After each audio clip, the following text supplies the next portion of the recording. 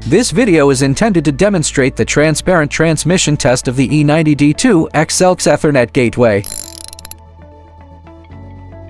To ensure the smooth progress of the demonstration, we have prepared the following materials.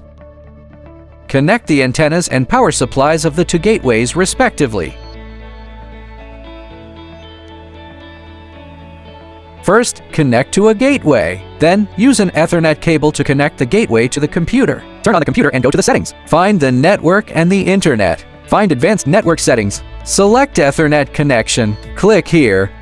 Select Ebyte and click Properties. Choose to use the following IP address. Enter the following address.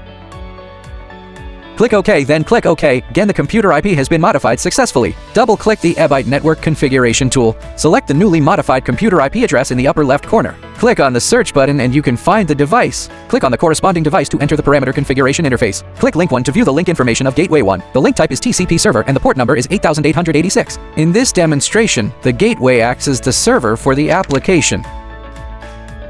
Click on the Wireless Parameters option and change the module address to address 1. The remaining parameters can remain unchanged. Click to save parameters. The bottom left corner indicates that after successful saving, please click to restart the device to make the configured parameters take effect. The configuration of the gateway is completed here. Then, we will configure the Gateway 2 in the same way. Connect Gateway 2 to the computer.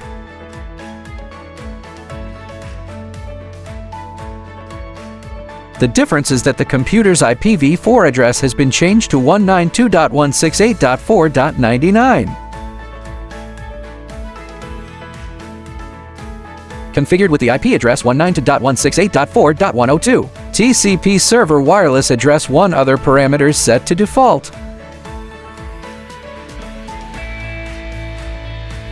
Gateway 2 configuration completed. We switch to the first computer to configure the communication settings for Gateway 1. Computer A opens the Network Diagnostic Assistant. Clicking on the Connection Network Debugging Assistant will display that the connection to the gateway was successful. Switch to the second computer to configure the communication settings for Gateway 2. Clicking on the Connection Network Debugging Assistant will display that the connection to the gateway was successful. Send data using the Computer 2. Computer 1 receives data.